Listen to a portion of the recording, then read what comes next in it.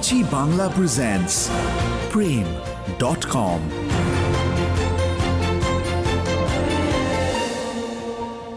Mirchi Bangla presents original romantic audiobook series Prem.com. Good news alert! Prem.com এ যদি আপনিও গল্প পাঠাতে চান তাহলে 2500 শব্দের মধ্যে ওয়ার্ড ডকে টাইপ করে মেইল করুন গল্প to prem.com@gmail.com as in premdotkom@gmail.com। সাথে নিজের নাম, ঠিকানা আর মোবাইল নাম্বারটি জানাতে ভুলবেন না। আজকে আপনি শুনবেন শিয়ানা, লিখেছে পুষ্পল গাঙ্গুলি। দেওয়ালের এক কোণে মাকড়সার জালটায় আটকে পড়েছে মাছি জাতীয় কিছু একটা।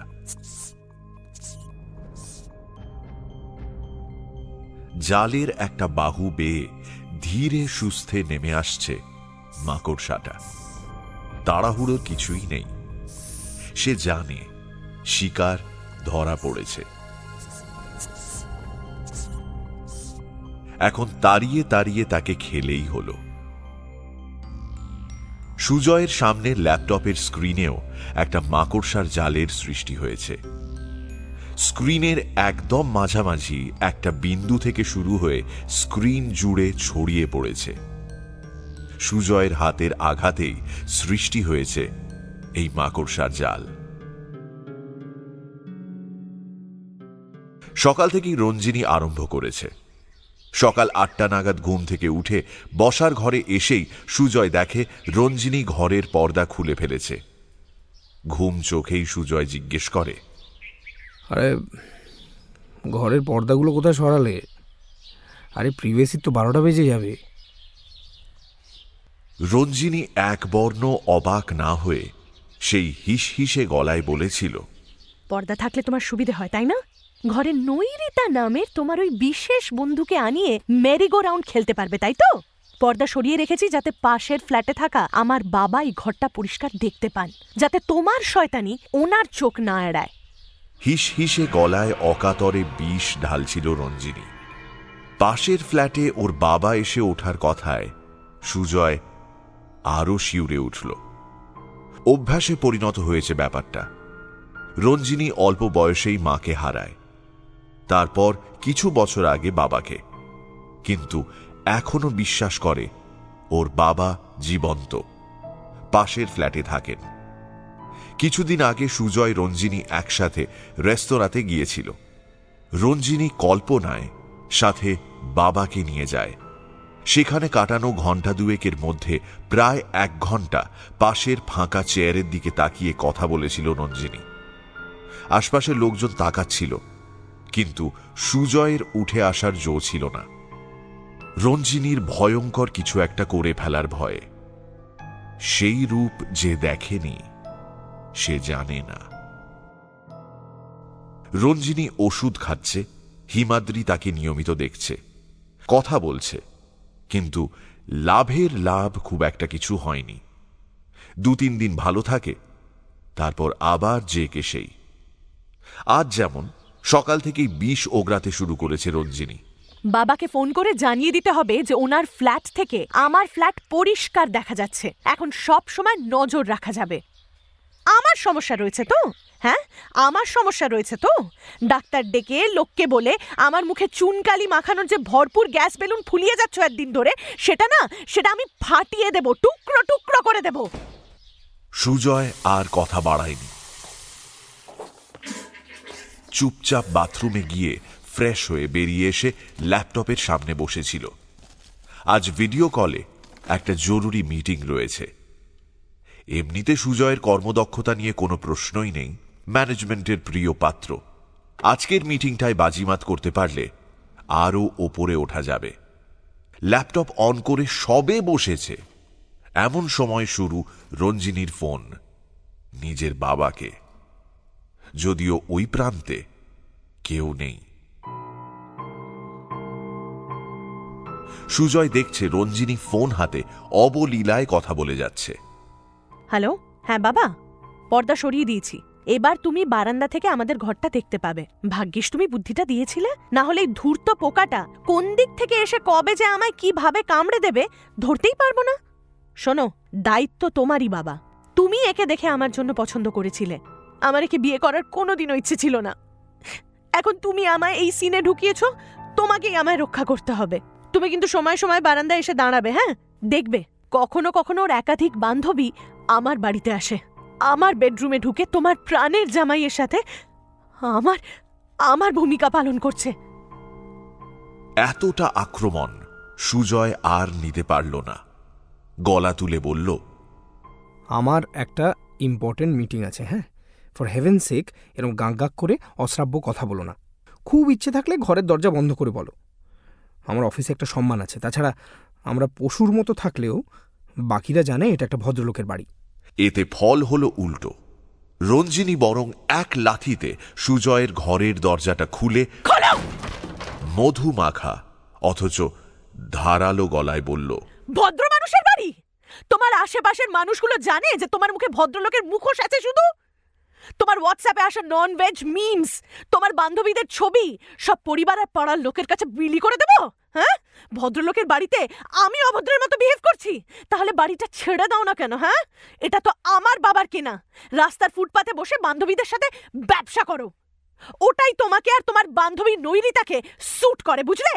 আর তুমি যদি না চাও আমি সরাসরি অফিসে গিয়ে তোমার সমস্ত কলিগের সামনে এই আইডিয়াটা চাচা ছোলা ভাষায় ফ্লোট করি, my dear worm of a husband, please stay shut. ভদ্রলোক, নাটক যত। একটা কুৎসিত হাসির মধ্যে সুজয়ের প্রতি একরাশ অবজ্ঞা আর ঘৃণা মিশিয়ে চলে গিয়েছিল রঞ্জিনী। সুজয়ের মনে হচ্ছিল সে মানুষ থেকে একটা পুতুল হয়ে গিয়েছে, যে পুতুলগুলো চড় থাপ্পড় লাথি খেয়েও উঠে দাঁত বের করে হাসে। আর পারেনি সুজয়। ল্যাপটপের স্ক্রিনে সজোরে একটা ঘুষি কষিয়ে দেয় সে। ল্যাপটপ ভেঙে চুরমার। পকেট থেকে ফোনটা বের করে সুজয়। একটা নাম্বার ডায়াল করে বলে, হ্যালো, হ্যাঁ বলছি মিস্টার সোমকে একটু বলো না যে বাড়িতে একটা অসুবিধা হয়েছে।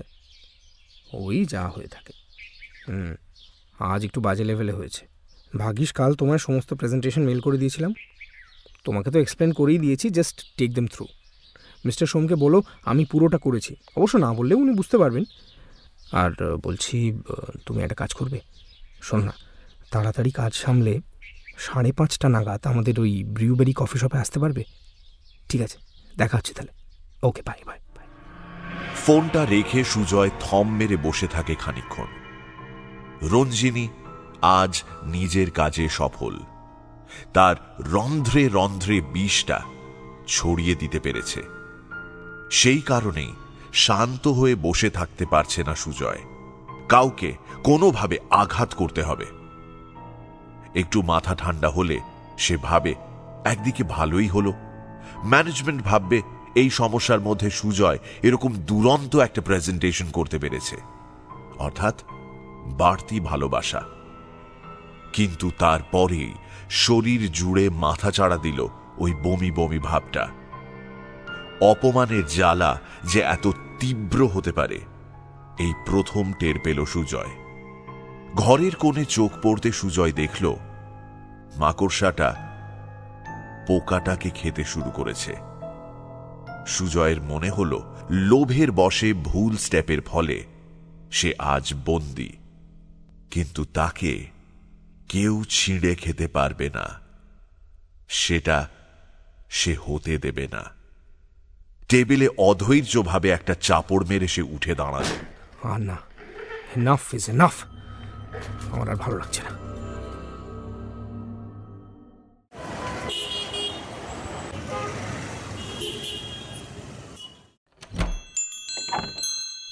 ব্রুবেরি কফি শপের দরজাটা ঠেললেই কাঠের পাল্লার সাথে ওপরে বেঁধে রাখা একগোছা বেলের ধাক্কায় টুংটাং শব্দ হয়।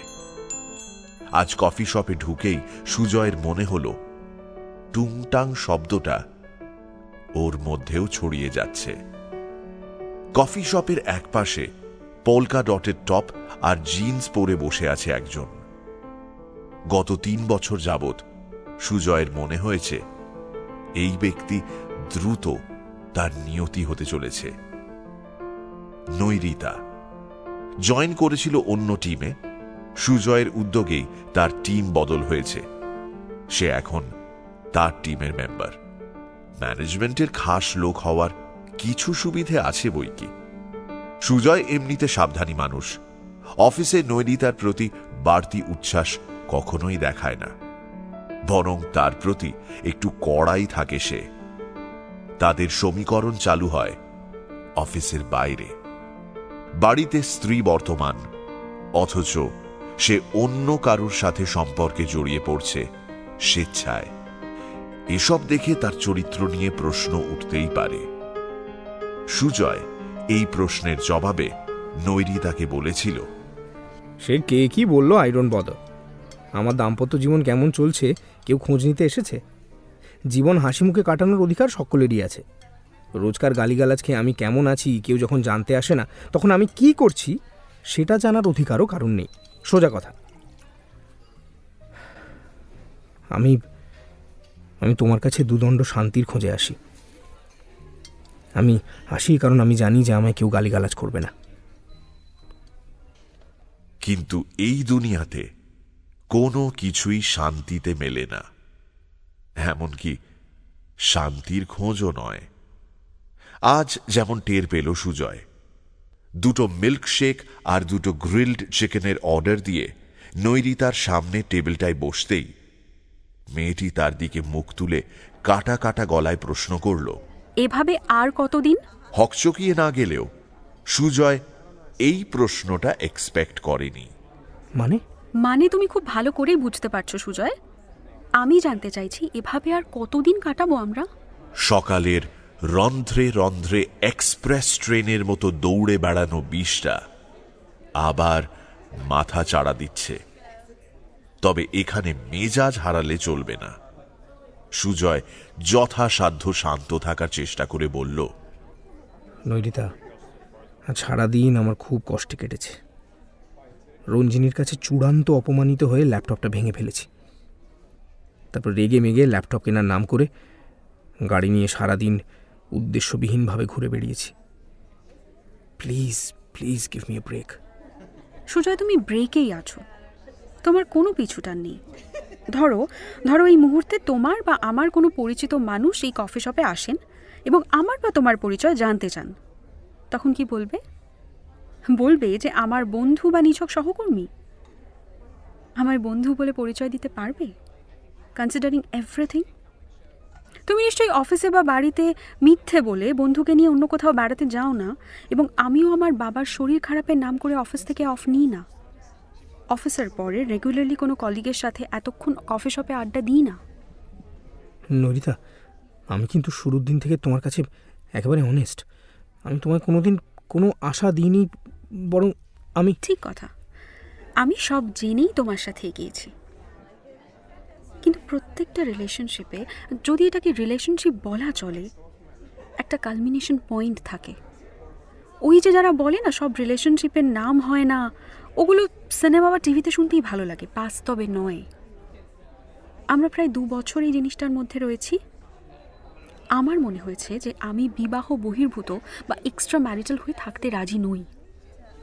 আচ্ছা, আমি একটা কথা বুঝতে পারছি না, আমি আজ এতটা প্রেশারে রয়েছি, তার মধ্যে এইসব কথাগুলো উঠছে কি করে? বিকজ যে ফিসফিসগুলো অনেক দিন ধরেই চলছিল, আজ নিজের কানে সেটা শুনেছি। কি শুনেছো? হ্যাঁ, আজ তোমার প্রেজেন্টেশনের দায়িত্ব পালন করলাম, ভালোভাবেই করেছিলাম। কিন্তু তারপর ক্যাফেটেরিয়ার সিঁড়ি দিয়ে উঠতে উঠতে শুনি মার্কেটিংয়ের সংকল্প আর জয়িতা বলতে বলতে আসছে সুজয়ের পরপুত্রী বলে কথা, ওই তো প্রেজেন্টেশন রাখবে। বাড়িতে গিয়ে ডিকশনারি খুলে দেখ, সুজয়ের অন্য মানে হচ্ছে নৈরিতা।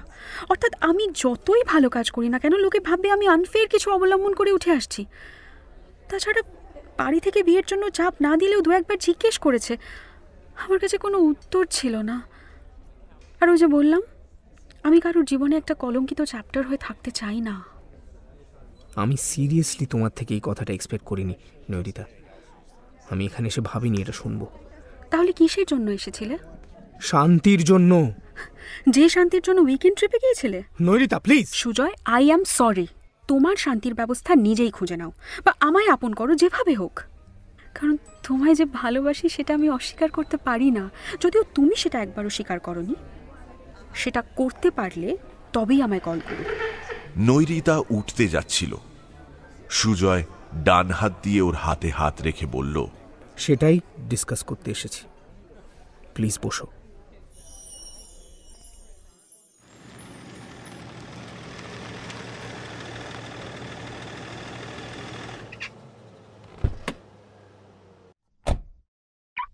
গাড়িটা হিমাদ্রির চেম্বারের সামনে পার্ক করল সুজয়। ডক্টর হিমাদ্রি শেখর সেনগুপ্ত। রঞ্জিনীর চিকিৎসা ইনিই করছেন। রঞ্জিনীদের পারিবারিক বন্ধু। সেই সূত্রে সুজয়ের সাথেও ভালো আলাপ হয়ে গিয়েছে। দুজনের মধ্যে বেশ পটে। হিমাদ্রি অনেক রাত অবধি চেম্বারে থাকে। ভিড় এড়াতে 10টার পর এখানে এসে হাজির হয় সুজয়।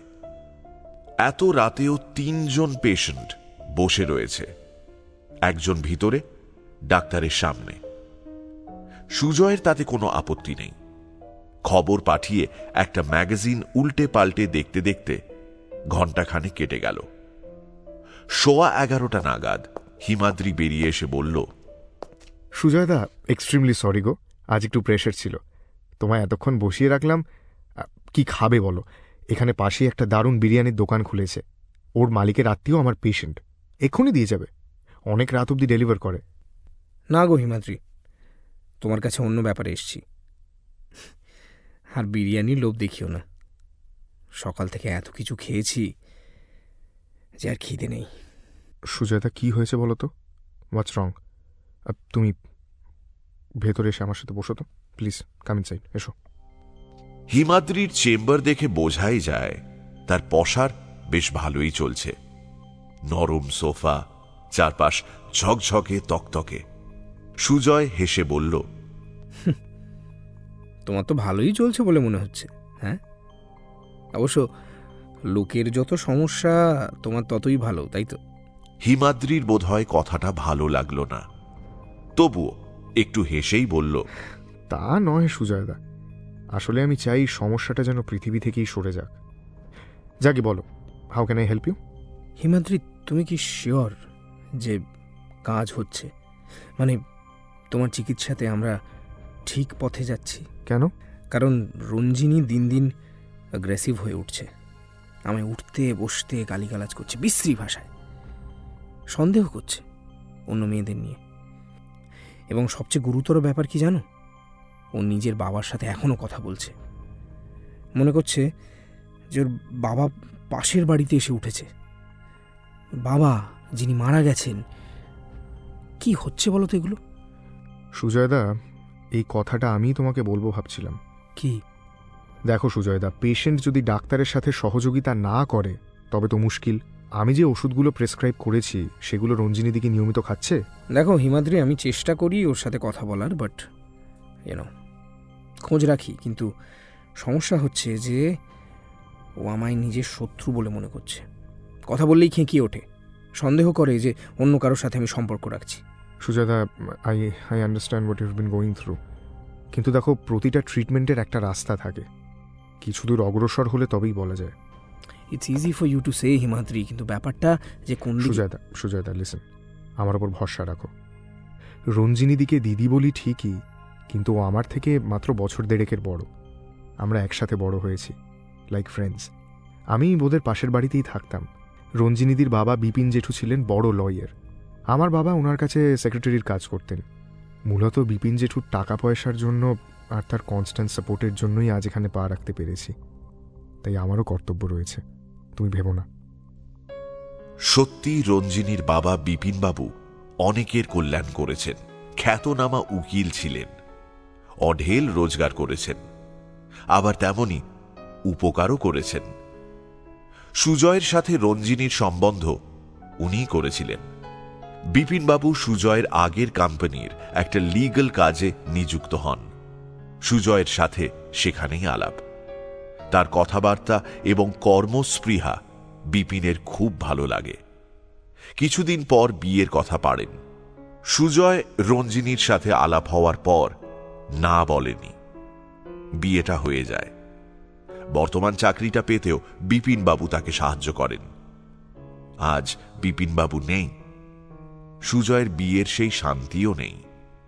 সুজয় নিজের মনেই হাসে, মাথা নেড়ে মনে মনে বলে, হ্যাঁ, কল্যাণ করেছেন তো বটেই, জীবনটা পুড়ে ছাই হয়ে গেল। কল্যাণ।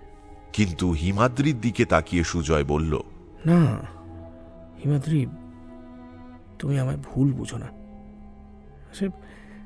আসলে রঞ্জিনী, মানে আমি ওকে এত ভালোবাসি না, আমি এগুলো নিতে পারি না, জানো তো। তুমি বিশ্বাস করো হিমাদ্রি, আজ আমি এত অপমানিত হয়েছি যে রাগের মাথায় আই ব্রোক মাই ল্যাপটপ, আমার অফিসের ল্যাপটপ। আমি নতুন একটা ল্যাপটপ কিনতে হলো। বাট সুজয়দা, লিসেন টু মি, তুমি প্লিজ নিজেকে হার্ট করো না, প্লিজ ধৈর্য ধরো। আমি কথা দিচ্ছি রঞ্জিনীদি ইমপ্রুভ করবে। আমার এখনো খারাপ লাগে সুজয়দা, দুবরাজপুরের ওই ঘটনাটা আমি থাকতেই ঘটলো। আমার যে কি খারাপ লাগে। ছাড়ো ছাড়ো, তুমি আর ওসব নিয়ে এখন। যাই হোক, আমি আজ আসি, চলো, বাই। সুজয় বেরিয়ে যাচ্ছিল। হঠাৎ দরজার মুখ থেকে ঘুরে একটা অবান্তর প্রশ্ন করল, আচ্ছা হিমাদ্রি, রঞ্জিনী যে ওষুধ খাচ্ছে সেগুলো কীরকম? কীরকম মানে? মানে আমি বলতে চাইছি যে ধরো যদি ওভারডোজ হয়ে যায় তাহলে। ক্যান বি এক্সট্রিমলি ডেঞ্জারাস, প্রাণ সংশয় অবধি হতে পারে। কিন্তু সুজয়দা, তুমি হঠাৎ এই কথা? না বলছি মানে কি বলো তো, মানে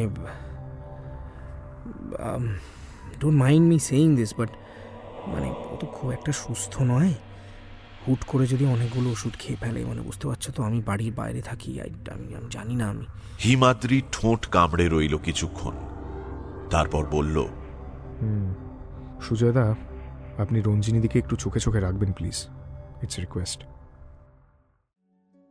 গাড়িতে বাড়ি ফেরার পথে নানান কথা ভাবছিল সুজয়। আজ দিনটা বেজায় ইভেন্টফুল ছিল, ইভেন্টফুল অ্যান্ড সাকসেসফুল। মেন রাস্তা থেকে পাড়ার গলির বাইরে দাঁড়িয়ে সুজয় দোকান থেকে ঠান্ডা পানীয় কিনে গলায় ঢালল। বিকেলে মনে হয়েছিল নৈরিতার সাথে বুঝি সব শেষ, কিন্তু নৈরিতার আকর্ষণ জীবন থেকে ত্যাগ করতে সুজয় নারাজ। হবে না, ওই পারফিউমের উন্মাদ করা সুবাস ওর বেঁচে থাকার অক্সিজেন। আজ যখন নৈরিতা উঠে পড়ছে, সুজয় ওর হাত ধরে ওকে বসায়, অকপটে বলে, দেখো, তোমাকে আমি জীবন থেকে কাটাতে পারবো না, ইটস নট পসিবল। তাহলে রঞ্জিনীকে কাটাও। আরে কাটাও বললেই তো কাটানো যায় না। যে ফ্ল্যাটটায় থাকি সেটা ওর বাবার। আমাদের আরেকটা ফ্ল্যাট আছে, কিন্তু ওটা ওরই নামে। কিন্তু ইউ আর্ন ইনাফ সুজয়, তোমার কাছে অন্যের টাকা বা প্রপার্টি কেন এত ইম্পর্ট্যান্ট? সুজয়ের গলায় চাপা হিংস্রতা আসে। খানিকটা রঞ্জিনীর সুরেই বলে, কারণ আমার বিয়ের মৃতদেহ আমিই বহন করে চলেছি, গালিগালাজ সহ্য করেছি। আমার মা বাবাকে উদ্দেশ্য করে যা বলা হয়েছে, সেগুলো বলা হয়েছে যে তারা ছিলেন অপদার্থ বলেই আমার মতো একটা অপদার্থকে জন্ম দিয়েছেন। শুনতে হয়েছে দ্য গ্রেট বিপিন রায়চৌধুরী না থাকলে আমি কলম পিষতাম কোনো কোম্পানিতে বসে। I shall not late that pass. বুঝতে পেরেছো তুমি? হ্যাঁ, তার হিসেব কড়ায় গন্ডায় আদায় করে তবেই আমি ছাড়ব। সঙ্গে ব্যাংকে যে অঢেল টাকা রয়েছে সেটাও আমি নিয়ে ছাড়ব। নৈরিতা, তুমি চিন্তা করো না, তোমার কিছু হবে না। কিন্তু তুমি বলছো একজন সমস্যাগ্রস্ত মানুষ হঠাৎ ডিপ্রেশনের বশে একটু বেশি ওষুধ খেয়ে নিতেই পারে, তাই তো। তারপর তার শরীর খারাপ হতে পারে, তারপর সে অজ্ঞান হয়ে যেতে পারে, এবং সেই অজ্ঞান হওয়া অবস্থাতেই ঘুমের মধ্যেই নৈরিতার গলা আতঙ্কে বুজে আসে। সুজয়, নৈরিতা, নৈরিতা, ব্যাংকে যখন কোটিখানেক টাকা ঢুকবে না, তখন দেখবে আর কোনো চিন্তা থাকবে না। ফিক্সড ডিপোজিট আর মিউচুয়াল ফান্ডের কথা তো ধরছিই না। তুমি আমি, অন্য শহর, অন্য জীবন, অন্যভাবে শুরু করব। অবশ্য এত টাকা থাকলে শুরু না করলেও চলবে। কিন্তু এটা তো গর্হিত অপরাধ। আর আমি যা ফেস করেছি, হ্যাঁ, সেটা গর্হিত নয়, সেটা টর্চার। তার বেলা কিন্তু তুমি একজনকে সরিয়ে দিতে চাইছো? সে কি আদৌ বেঁচে রয়েছে নৈরিতা? হ্যাঁ, বিয়ের পর প্রথম 1 বছর আমার প্রতি রঞ্জিনীর আচরণ আহামরি না হলেও চলনসই ছিল। আমার শ্বশুরের মৃত্যুর পর রঞ্জিনীর মুড ঠিক করতে একবার একটা লম্বা উইকেন্ডে আমরা বীরভূম বেড়াতে গেলাম। আমরা একা নই, আমাদের সঙ্গে রঞ্জিনীর কয়েকজন ফ্যামিলি ফ্রেন্ডও ছিল, ইনক্লুডিং আমাদের ডাক্তার হিমাদ্রি। আমরা এদিক ওদিক ঘুরছি, হঠাৎ রঞ্জিনীর চিৎকার শুনি। সবার মধ্যে একটা হুলস্থুল পড়ে যায়। প্রথমটায় খুঁজে পাইনি, তারপর হিমাদ্রি ওকে পাথরের আড়াল থেকে বের করে। কেন যে ও চেঁচিয়েছিল আজ পর্যন্ত জানতে পারিনি। হসপিটালে জ্ঞান ফেরার পর থেকে আজ অবধি 2 বছর ধরে আমি শুধু গালিগালাজ আর অশ্রাব্য কথা শুনে এসছি। ওই ঘটনার পর থেকেই যেন আমার প্রতি ওর আক্রোশ আরও বেড়ে গিয়েছে। হয়তো আগে থেকেই ছিল, ওই ঘটনার পর বেরিয়ে এসেছে। এও শুনেছি যে আমি নাকি বিপিনবাবুর টাকা দেখে ওকে বিয়ে করেছি। বেশ করেছি। এইবার ওই টাকা আমি আদায় করে ছাড়ব। আমাকে অপদার্থ বলা হয়েছে তো, এইবার দেখবে আমার পদার্থ বিজ্ঞানের দৌড় আমি বোঝাবো। শোনো, সোজাসুজি উত্তর দাও তো, তুমি কি আমার সাথে আছো কি না? না না, মানে আমি ভাবতে পারছি না। না না না, ভাবো ভাবো, সময় নিয়ে ভাবো। কাল এই সময় এখানে আমাকে মিট করো। আর যদি মনে হয় পারবে না, তাহলে ওই সত্যিকারের ভালোবাসার দোহাইটা দিও না। বুঝতে পেরেছ? সন্ধ্যের কথাগুলো ভেবে মৃদু হাসল সুজয়। হিমাদ্রি থেকে আসল কথাটা জেনে নেওয়া হয়েছে। ওষুধ বেশি পরিমাণে পেটে গেলে ঘাতক হতে পারে। হিমাদ্রি ছেলেটা ভালো, বিপিনবাবু পড়িয়েছেন বলে নিজেকে বেচে দিয়েছে সারা জীবনের জন্য এই পরিবারের একমাত্র অসুস্থ সন্তানের কাছে। হিমাদ্রি জানে না সে কি অস্ত্র তুলে দিয়েছে সুজয়ের হাতে। পানীয়ের বোতলটা ডাস্টবিনে ফেলে আবার গাড়ি স্টার্ট দিল সুজয়।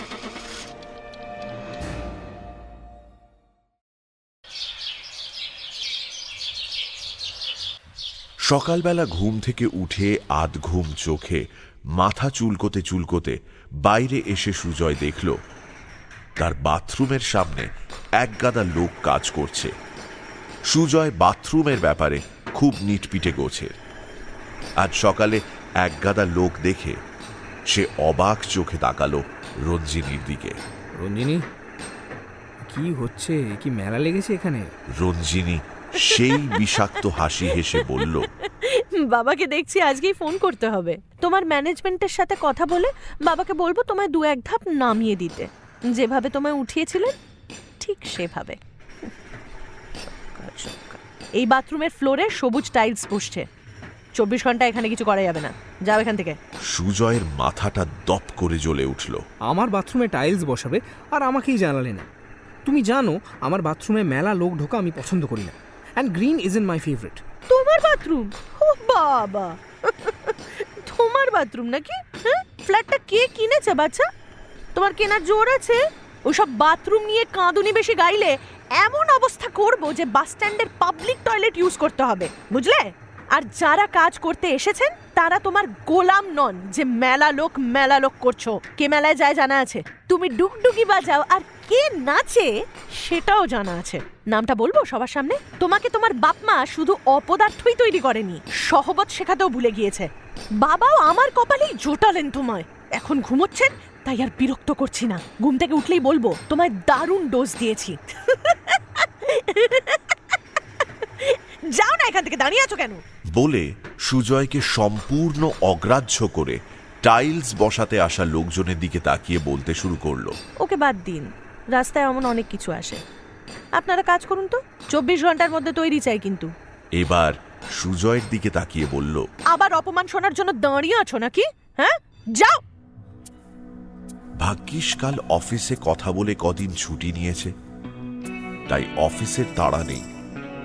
সুজয়ের মনে হচ্ছিল যে সে আর মানুষ নয়, আগ্নেয়গিরিতে পরিণত হচ্ছে। সজোরে ফেটে এই বাড়ি ওই কুৎসিত স্বভাবের মহিলাকে লাভা স্রোতের মতো ভাসিয়ে নিয়ে যাবে। কিন্তু বহু কষ্টে আত্মসংবরণ করল সে। আসলে রঞ্জিনীর হাবভাব দেখে ওর মাঝে মধ্যে মনে হয় মেয়েটা সত্যি কি এরকম খাপছাড়া আচরণ করছে, নাকি ও আসলে চরম শেয়ানা। হ্যাঁ, শেয়ানা তো বটেই। রঞ্জিনীর আঁচ করার ক্ষমতা প্রখর, ঠিক বুঝে যায় যে কিভাবে সুজয়কে পীড়া দেওয়া যায়। আজ অবশ্য সুজয় খেপল না। এখন তাকে ভালো ব্যবহার করতেই হবে, আর এই লোকগুলো সাক্ষী দিতে পারবে। তাই সে নিচু আহত গলায় বলল, ঠিক আছে, ঠিক আছে, তোমার যা ইচ্ছে। তোমার বাড়ি, তুমিই করাও কাজ।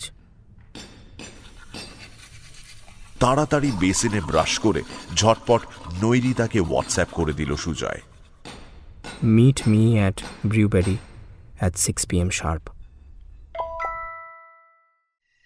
রাত গভীর, বেশ রাত।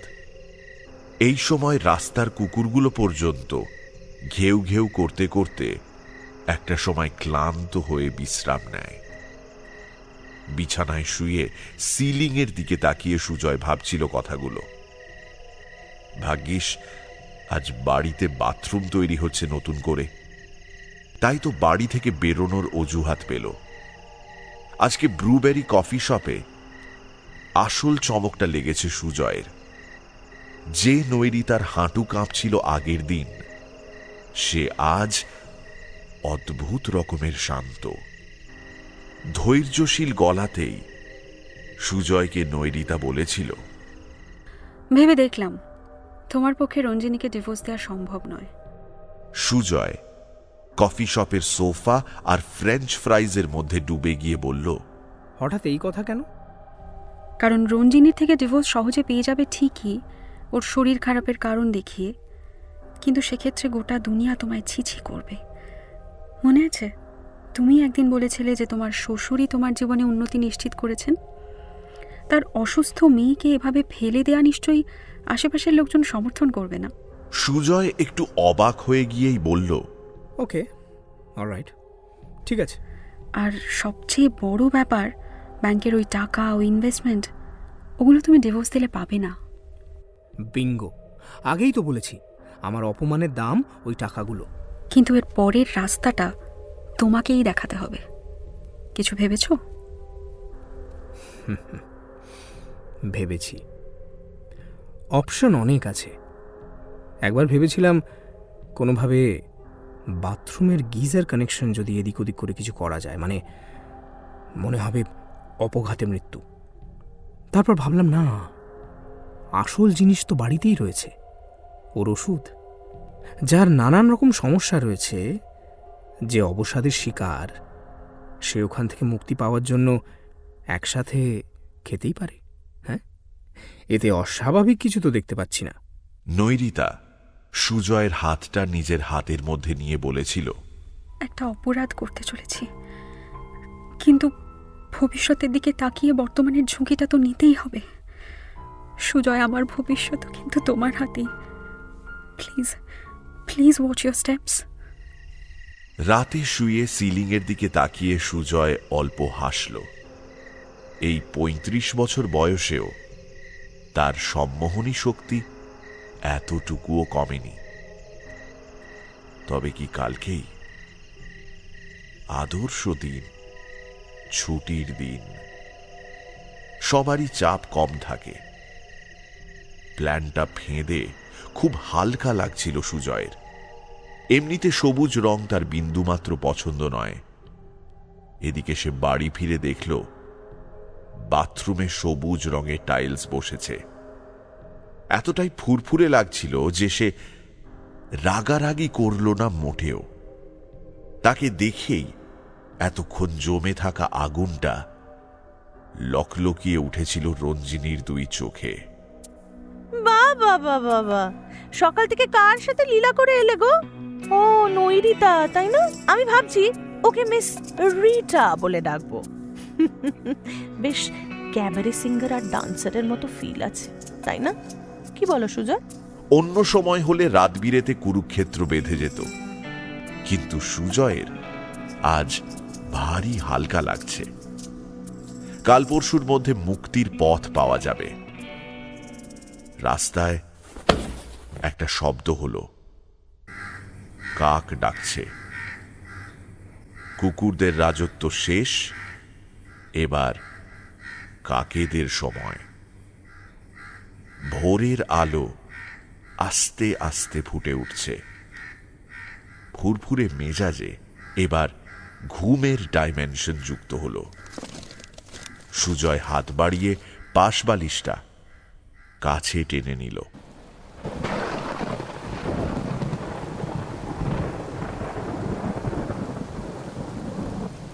আজ দিনটা বেশ। সকাল থেকে বাইরে অঝোরে বৃষ্টি হচ্ছে, বজ্র বিদ্যুৎ সহ। এক ধাক্কাতে তাপমাত্রা অনেকখানি কমে গিয়েছে। জানালার বাইরে প্রচণ্ড জোরে পড়তে থাকা বৃষ্টির দিকে তাকিয়ে সুজয়ের মনটা নেচে উঠল। আজ সকলেই বোধহয় কম্বলের তলায়, আর এটাই সময় কাজটা সারার। রঞ্জিনী সকাল সকাল রান্নাঘরে নিজের জন্য মিল্কশেক বানাচ্ছিল। এই বিশাল ফ্ল্যাটে 3টে বাথরুম, একটা রঞ্জিনীর, একটা সুজয়ের, আর একটা বাড়ির অপর প্রান্তে। 24 ঘন্টা পার হয়ে গিয়েছে। এখন এই বাথরুম ব্যবহার করা যায়, কিন্তু পাছে রঞ্জিনী আবার অশান্তি জোড়ে, বলে আমার অনুমতি ছাড়া বাথরুমে কেন ঢুকেছ? তাছাড়া ক্যাটকেটে সবুজ রং দেখেই মাথা ধরে যায়। বাড়িতে 3টে বাথরুম থাকা সত্ত্বেও এটাই চেঞ্জ করালো রঞ্জিনী। আশ্চর্য শয়তানি বুদ্ধি, শেহানা।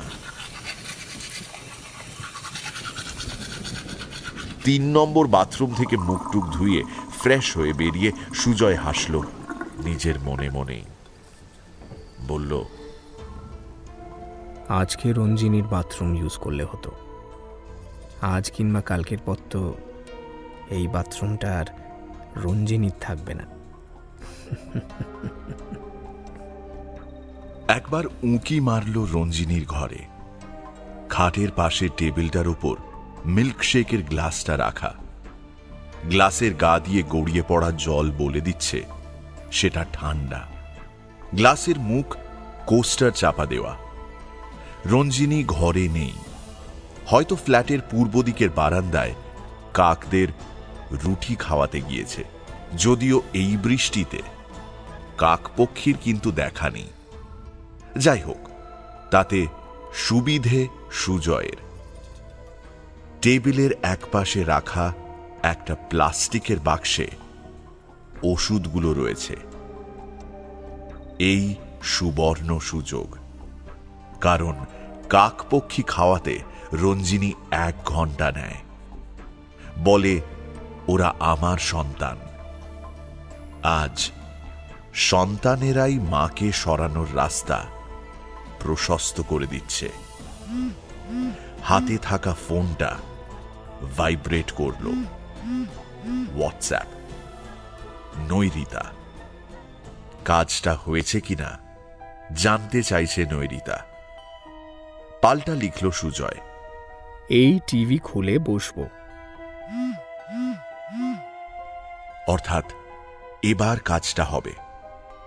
সুজয় চুপিসারে ঘরে ঢুকল। কাজটা সহজ। ওই বাক্স থেকে ওষুধের 2টো স্ট্রিপ ওই মিল্কশেকের গ্লাসে মিশিয়ে দিতে হবে। তারপর ঘণ্টাখানেক, তারপর একটা নাটকের সৃষ্টি। হিমাদ্রিকে ডাকা, হিমাদ্রির ডেথ সার্টিফিকেট দেয়া। হাত কাঁপছে সুজয়ের। প্রথমবার ঠান্ডা মাথায় একটা মানুষকে সরিয়ে দেওয়া, মানে যার সাথে 7 পাক, কিন্তু সেই 7 পাকের বন্ধন নৈরিতা ব্যাংক ব্যালেন্স আর ইনভেস্টমেন্টের সামনে তুচ্ছ। ফোনটা এখন নিজের থেকে দূরে রাখতে হবে। এই মুহূর্তে কোনো ডিস্ট্র্যাকশন চায় না ও। খাটের উপর ফোনটা রেখে দিয়ে হিংস্র সাপদের মতো এগিয়ে গেল সুজয়।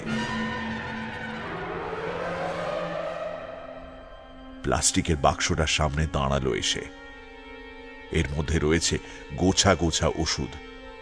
বেশি নয়, 2টো ফাইল এর মধ্যে হালকা করে দিলেই হলো। পাশে পড়ে থাকা চিমটে দিয়ে বাক্সের লিডটা তুলল সুজয়। ওই তো ওষুধের স্ট্রিপ। একটা স্ট্রিপেই খালাস হয়ে যাবে সবকিছু। 2 নম্বরটা ইন্স্যুরেন্স। ওষুধটা বের করতে যাবে এমন সময় একটা চাবুক এসে পড়ল সুজয়ের ওপর। মৌখিক চাবুক। ওখানে কি করছো? আমায় ওষুধের ওভারডোজ করিয়ে মেরে ফেলার প্ল্যান করছো, তাই না? রঞ্জিনী। সুজয় ইলেকট্রিক শক খাওয়ার মতো পেছনে ঘুরে তাকিয়ে দেখে রঞ্জিনী। বেজ রঙা হাউস কোটের উপর চুলটা খোলা, সুন্দর কিন্তু ভয়ঙ্কর। শঙ্খচূড় যেমন সুন্দর কিন্তু ভয়ানক বিষধর। আজ রঞ্জিনীর মুখে বিষের পরিমাণ অনেক বেশি। আশেপাশে মেঘ মৃদু গর্জন করে উঠল।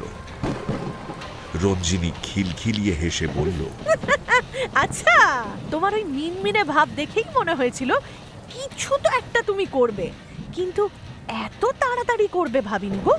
দেখবে দেখবে চিৎকার করব, দেখবে কেমন আশেপাশে লোক ডেকে তোমায় মার খাইয়ে পুলিশের হাতে তুলে দেবো, দেখবে। সুজয় চেষ্টা করে বোঝানোর। আরে না না, তুমি ভুল বুঝছো। আমি দেখছিলাম যে ওষুধগুলো ঠিক করে খাচ্ছ কিনা।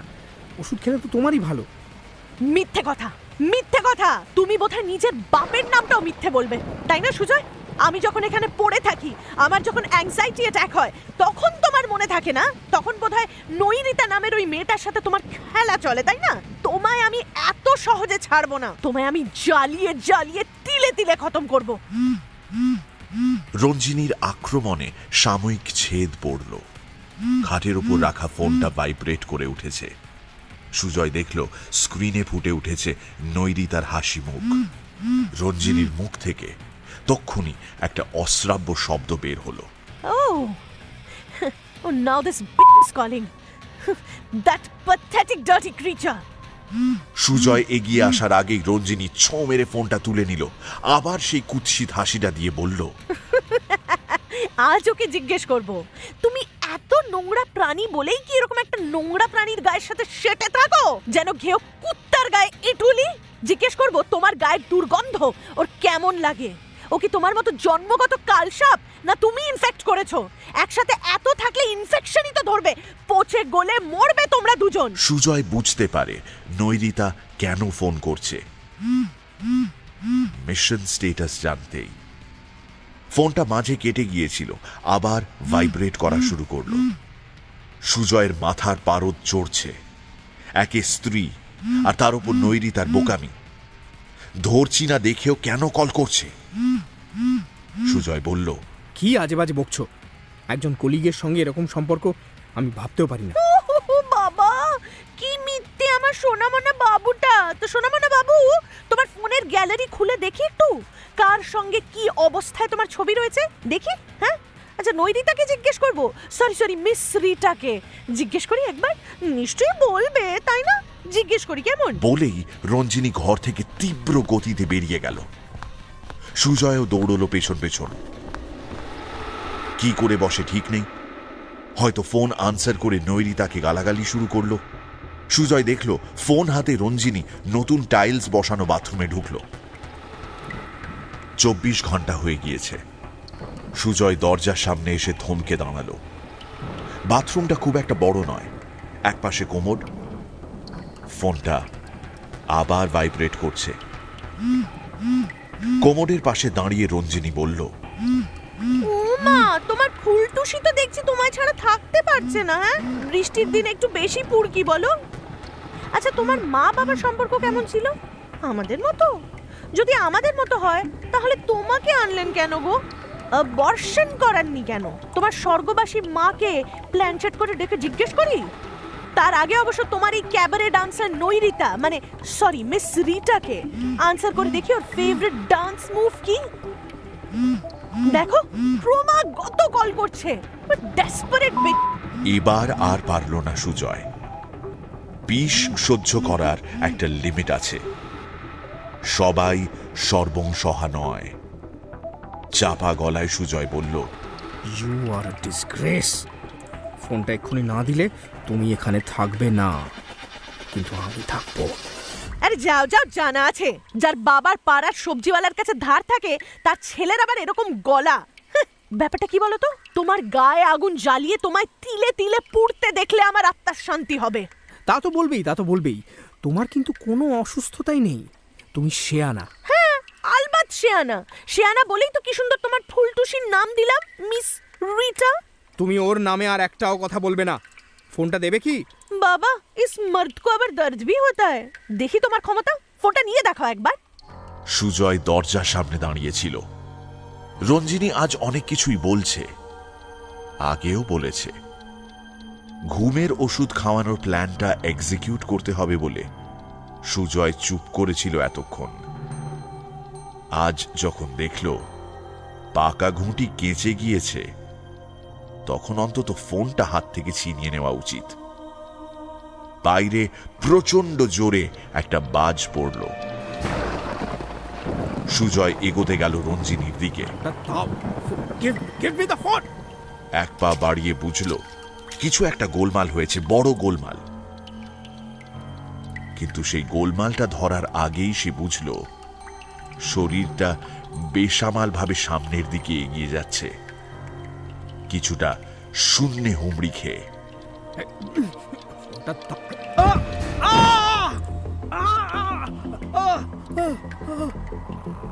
আর কিছু বোঝার আগেই কোমরের সামনের অংশটায় সজোরে ধাক্কা খেল সুজয়ের মাথাটা। একটা চাপা শব্দে বোঝা গেল মাথা প্রায় দুভাগ। সুজয় আর কিছু বোঝার মতো অবস্থায় নেই। রঞ্জিনী দেখল সুজয়ের মাথায় একটা বিশাল হাঁয়ের সৃষ্টি হয়েছে, তার থেকে গলগলিয়ে বেরিয়ে আসছে রক্ত আর ঘিলু। রঞ্জিনীর বমি পেয়ে গেল। একটা ডাক্তারকে কল করতে হবে। হাত পা তার কথা শুনছে না। বহু কষ্টে তাদের শাসন করে রঞ্জিনী ফোন করল।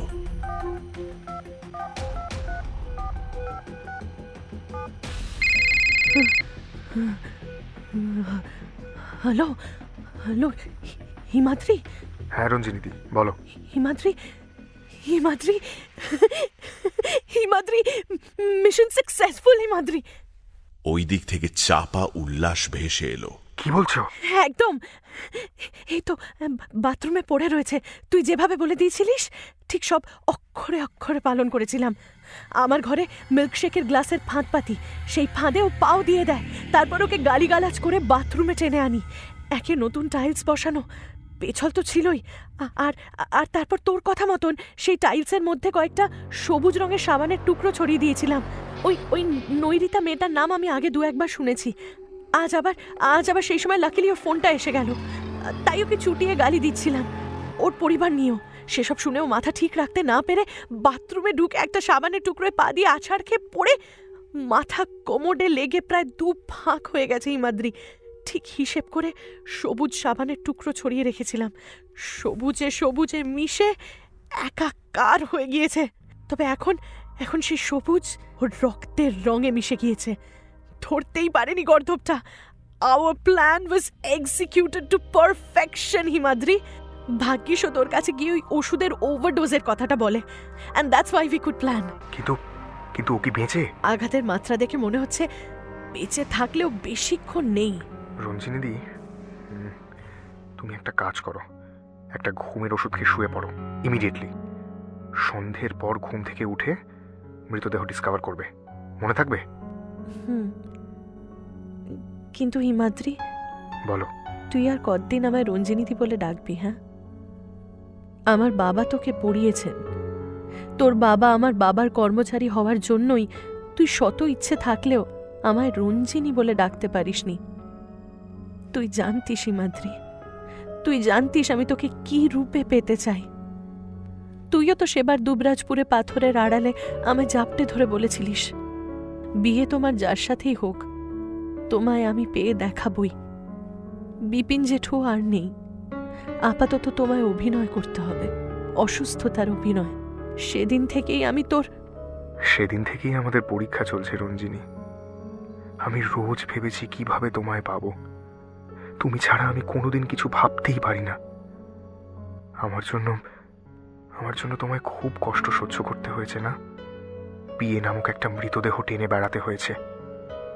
আমি সব ঠিক করে দেব, তোমার জীবন আবার নতুন করে সাজাবো। একটু বিশ্বাস রাখো। হিমাদ্রি, হিমাদ্রি, তুই একবার আমায় বুকে জড়িয়ে ধরবি? একবার কেন, সারা জীবন। কিন্তু কিন্তু এই পরিস্থিতিতে শোন, আমার একটা প্ল্যান আছে। আজ সন্ধে যখন টাইলস থেকে সাবানের টুকরো তুলে মৃতদেহ ডিসকভার করে থানা পুলিশে খবর দেব, আমি খুব কাঁদব। তখন তুই আসবি খবর পেয়ে, আর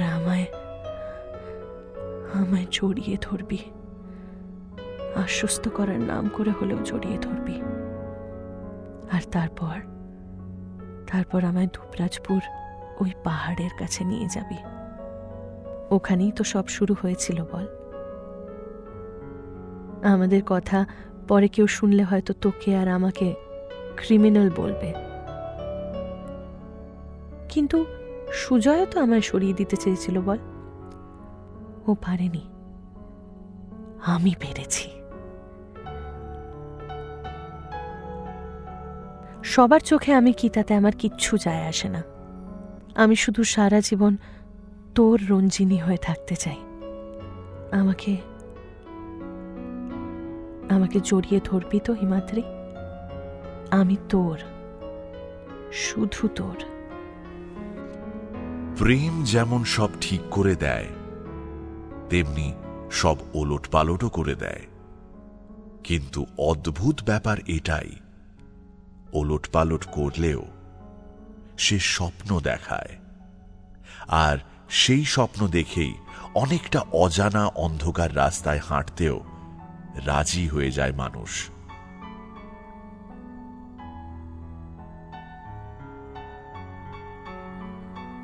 এবার কোনটা ঠিক আর কোনটা বেঠিক, এই বিবেচনাটা আপনার উপরই ছাড়লাম। But as they always say, all is fair in love and war.